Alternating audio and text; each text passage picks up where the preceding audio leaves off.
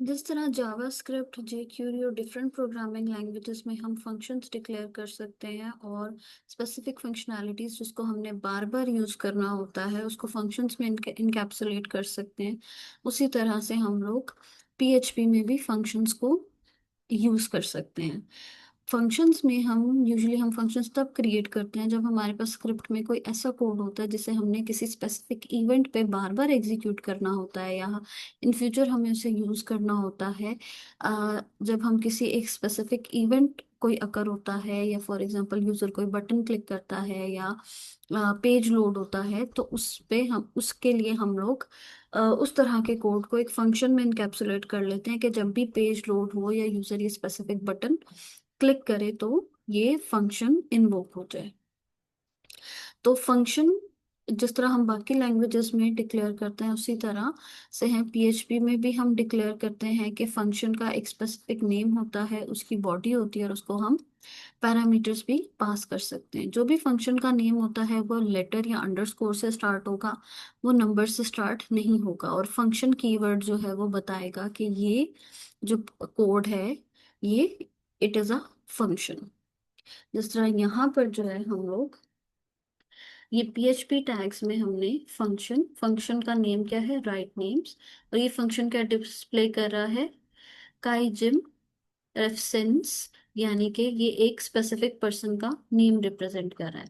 अब फंक्शन को हमने जब एक दफा डिक्लेयर कर दिया तो बाद में हम उसके नेम यूज करते हुए उसको जो है वो कॉल कर सकते हैं। जिस तरह echo echo my name is this और आगे हमने फंक्शन को कॉल कर दिया, तो जब हमने इस फंक्शन को स्पेसिफिकली कॉल किया तो हमारे पास ये जो स्टेटमेंट है वो प्रिंट हो जाएगी।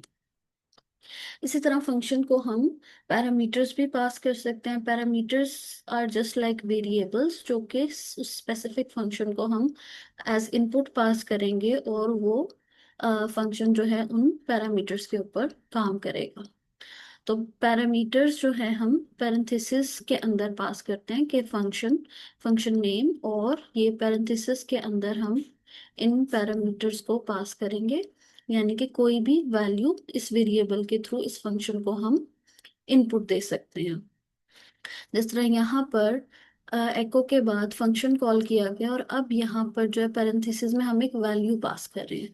जो लास्ट फंक्शन था उसमें हमने पैरेंथेसिस में कोई वैल्यू पास नहीं की थी, इसमें हम ये वैल्यू पास कर रहे हैं। तो ये वाली वैल्यू एफ नेम वेरिएबल के थ्रू यहाँ पर जाएगी और हमारे पास जो है ये इस स्ट्रिंग के साथ कंबाइन होके डिस्प्ले हो जाएगी। सेम इसी तरह right name has value as parameter pass होगी और इसी तरह राइट नेम स्टे। तो हमारे पास आउटपुट कुछ इस तरह से आ जाएगा, my name is Kai Jim Refness and my sister's name is H Refness, my brother's name is this.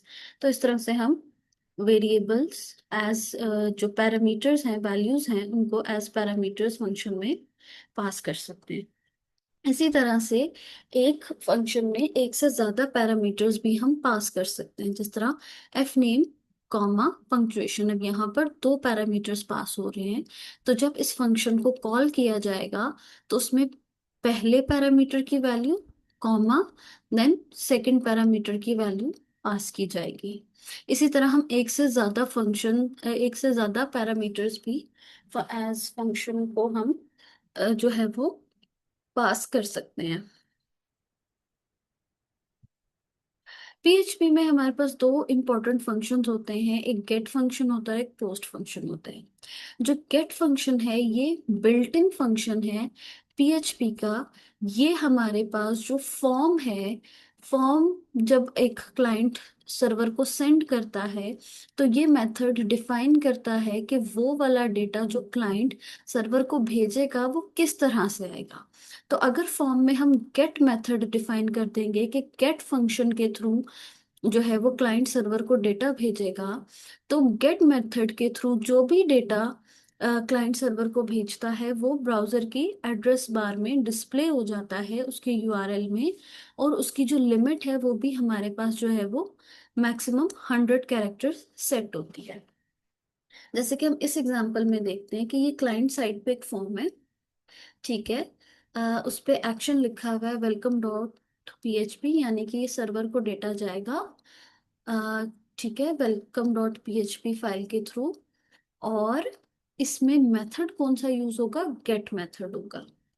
अब इसमें जो इनपुट फील्ड्स है हमारे पास, एक है एफ नेम, ठीक है, और एक है एज, और इनपुट टाइप है सबमिट, यानी कि एक सबमिट बटन। जैसे ही सबमिट बटन क्लिक होगा, हमारे पास ये जो यूआरएल है जो कि बता रहा है कि ये जो डेटा है ये जा रहा है वेलकम डॉट पीएचपी फाइल में। और इस क्वेश्चन मार्क के बाद अगर हम देखें तो हमें ये भी बता रहा है कि F name is equals to Peter, यानी कि जो यूजर है उसने एफ नेम वाली फील्ड में, नेम वाली फील्ड में वैल्यू क्या दी है? पीटर। और एज वाली जो इनपुट फील्ड है उसमें एज जो दी है वो है 37, यानी कि हमें इसके यूआरएल में जो भी डेटा जा रहा है वो डिस्प्ले हो रहा है।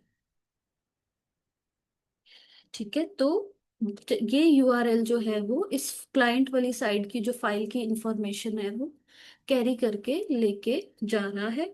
और इसी तरह जो है वो सर्वर यहाँ पर उसका गेट मेथड के थ्रू उसका एफ नेम नेम और गेट मेथड के थ्रू उसकी एज जो है वो डिस्प्ले कर रहा है। अब ये जो गेट फंक्शन है इसमें हमारे पास, क्योंकि यूआरएल में साथ साथ डेटा डिस्प्ले हो रहा है, तो ये इतना सिक्योर मेथड नहीं है।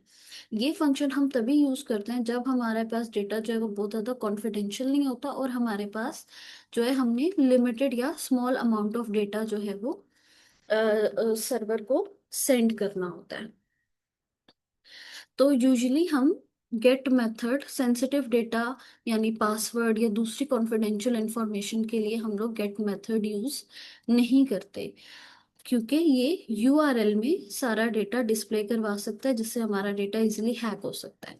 मगर जब यूआरएल में हमारा डेटा डिस्प्ले हो रहा होता है तो हमारे लिए पॉसिबल है कि हम उस पेज को बुकमार्क कर सकते हैं। मगर अगर वो डेटा यूआरएल में डिस्प्ले नहीं हो रहा तो पेज को बुकमार्क करना मुश्किल होता है। देन हमारे पास है पोस्ट फंक्शन। जो पोस्ट फंक्शन है ये भी जो है वो डेटा सेंड करने के लिए यूज होता है फ्रॉम एक फॉर्म से, जो है वो सर्वर को सेंड करने के लिए यूज होता है। बट पोस्ट मेथड में जो है वो इंफॉर्मेशन दूसरों के लिए इनविजिबल होती है, यानी कि यूआरएल में जो है वो इंफॉर्मेशन डिस्प्ले नहीं होती। और इसी तरह इस मेथड में हमारे पास डेटा सेंड करने की कोई लिमिट नहीं है स्पेसिफिक, हम जितना मर्जी अनलिमिटेड डेटा क्लाइंट से सर्वर को सेंड कर सकते हैं। दूसरा, यहाँ पर हमारे पास जो फॉर्म है उसका एक्शन डिस्क्राइब किया, फिर उसका मेथड बता दिया पोस्ट। अब फॉर्म सेम है बट इसका मेथड जो है वो पोस्ट चेंज हुआ है।